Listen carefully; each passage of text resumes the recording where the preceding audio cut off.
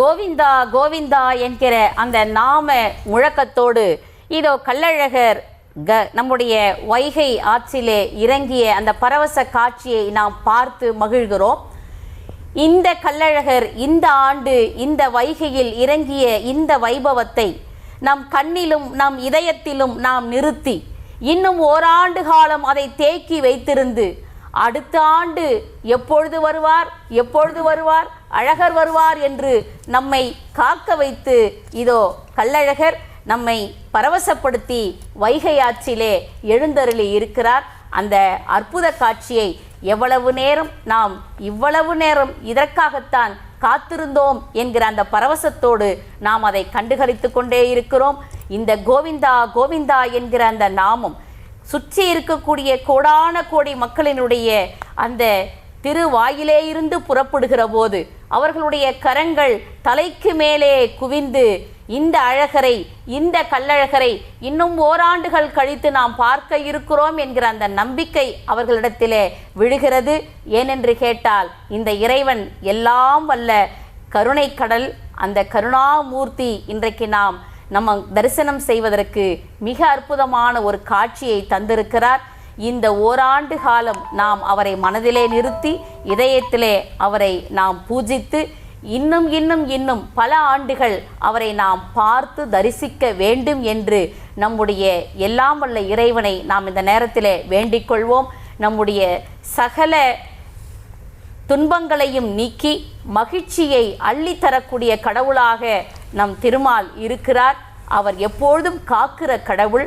விஷ்ணு என்றாலே அவர் காப்பவர் தானே.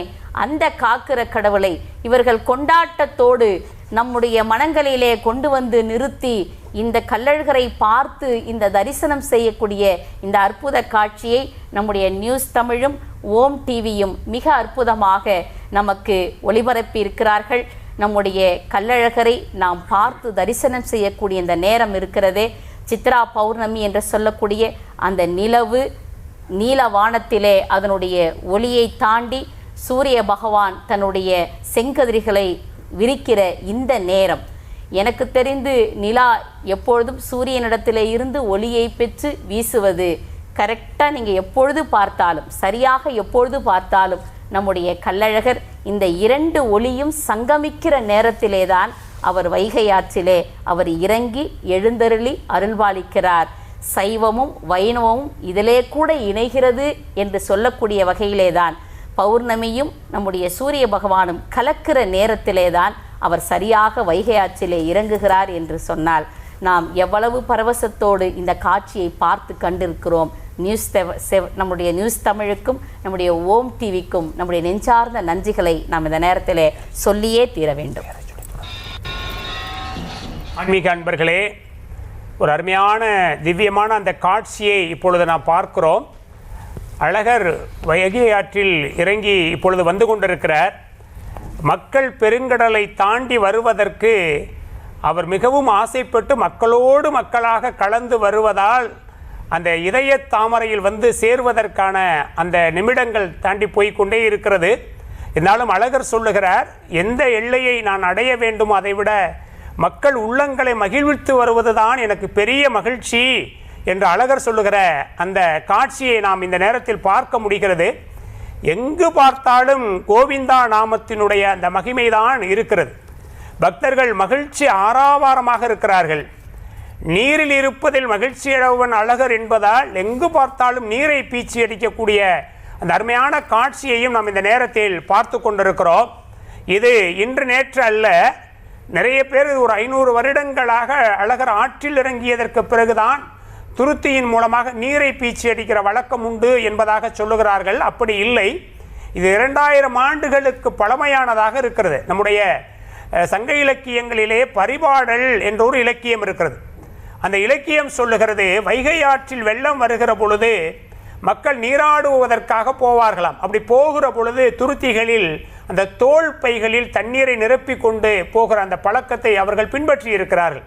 அதற்கு நீரைக்கி, சிவிரி, துருத்தி என்றெல்லாம் பரிபாடலில் பெயர் சொல்லப்படுகிறது. நீரை எக்கி அடிப்பதற்காக அது பயன்படுவதால் அதை நீரைக்கி என்றும், நீரை சிறகடித்து பறப்பதால் அதுக்கு சிவிரி என்றும், துருத்தி அடிப்பதற்கு பயன்படுவதால் துருத்தி என்றும் பெயர் வைத்தது என்று நம்முடைய சங்க இலக்கிய புலவர்கள் சொல்லுகிறார்கள்.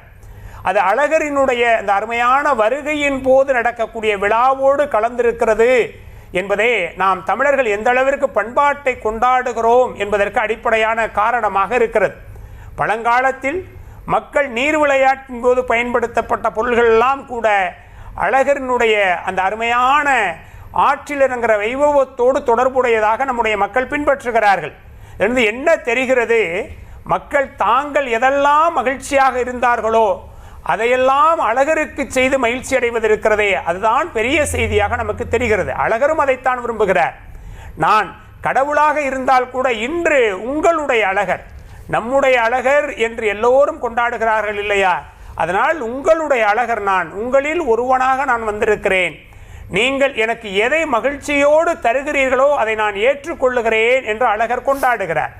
இன்று அவருக்கு படைக்கிற பிரசாதங்கள் அத்தனையும் அன்பர்களால் வழங்கப்படுவது. நீங்கள் பொதுவாக கோயில்களில் பிரசாதங்கள் படைக்கப்படுவதை நீங்கள் பார்த்துருப்பீங்க.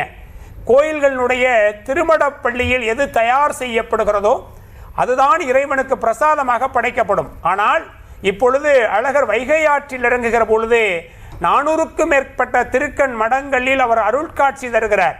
அப்படி அருட்காட்சி தருகிற இடங்களில் எல்லாம் திருமடப்பள்ளியிலிருந்து அவருக்கான பிரசாதம் கொண்டு வரப்படுவதில்லை.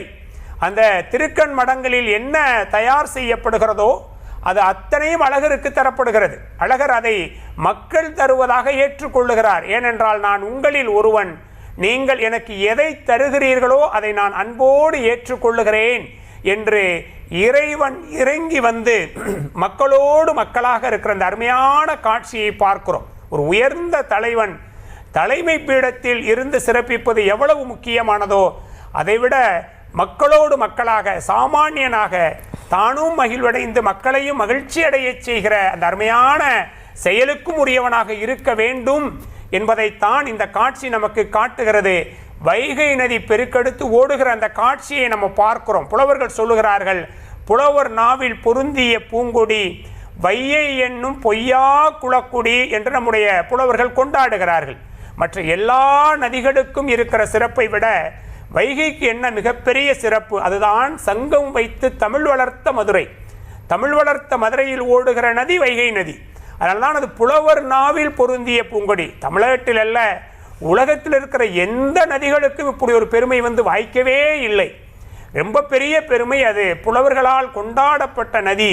அது மட்டுமல்ல, அது புனலார் அல்ல பூ ஆறு என்று கொண்டாடுகிறார்கள். நீங்கள் சங்க காலங்களில் வைகை நதி ஓடி வருகிற பொழுது நீர் பெருப்பு இருக்காதான், வெறும் மேலே பூக்களாக நிறைந்து வருமா. ஒருவேளை அந்த சங்ககால புலவர்கள் இன்னைக்கு இருந்திருந்தால் என்ன பாடியிருப்பார்கள், அது புனலார் அல்ல மக்கள் கடலாறு என்று பாடியிருப்பார்கள். நீரால் நிறைந்ததல்ல, இது மக்களினுடைய ஆனந்த பெருவெள்ளத்தால் நிறைந்தது. வைகையில் ஓடுகிற தண்ணீரெல்லாம் இன்று தண்ணீர் அல்ல, மக்கள் நம் அழகரை பார்த்தோம் என்று ஆனந்தத்தில் கொண்டாடுகிறார்களே, அவர்கள் கண்ணிலிருந்து வருகிற ஆனந்த கண்ணீர் தான் அங்கே வைகை நதியாக ஓடிக்கொண்டிருக்கிற காட்சியை நாம் பார்க்கிறோம். வைகைக்கு இன்னொரு மிகப்பெரிய சிறப்பு உண்டு. நாம் ஏற்கனவே சொன்னோம், மதுரை மாநகர் சைவத்தையும் வைணவத்தையும் ஒன்றிணைக்கக்கூடிய அருமையான நகரம் என்று நாம் பார்த்தோம். இன்று அழகர் வைகையில் இறங்கி அதை சிறப்பிக்கிறார்.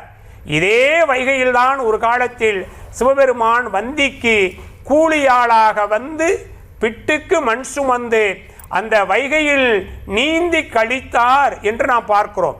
அப்ப இருவரும் கடவுளாக சொல்லப்படுகிற சைவத்தின் முழுமுதற் கடவுளாக இருக்கிற சிவபெருமான் வைகையில் நீந்தி கழிக்க வேண்டும் என்பதற்காக ஒரு கூலியாளாக வந்து பிட்டுக்கு வேலை செய்தார் என்பதையும் நம்முடைய இலக்கியங்கள் சொல்லுகிறது. பெண் சுமந்த பாடல் பரிசு படைத்தருளும் பெண் சுமந்த பாகத்தன் பெம்மான் பெருந்துரையான் விண் சுமந்த கீர்த்தி வியன் மண்டலத்து ஈசன் கண் சுமந்த நெற்றிக் கடவுள் களிமதுரை மண் சுமந்து கூலி கொண்டு அக்கோளால் முத்துண்டு புன் சுமந்த பொன்மேனி பாடுதுங்கான் அம்மானாய் என்ற திருவாசகம் சொல்லுவதைப் போல புன் சுமந்த பொன்மேனியாக மண் சுமந்த சிவபெருமானும் இந்த வைகையில்தான் நீந்தி கழித்தார் என்ற வைணவத்தினுடைய முழுமுதற் கடவுளாக கொண்டாடப்படுகிற நம்முடைய பெருமாளும் அழகராக வந்து வைகையாற்றில் இந்த நீரில் இறங்கி அவர் மகிழ்ந்து கழிப்பதை இந்த காட்சியில் பார்க்கிறோம். அவருடைய கொண்டாட்டம் அதைத்தான் சொல்லுகிறது.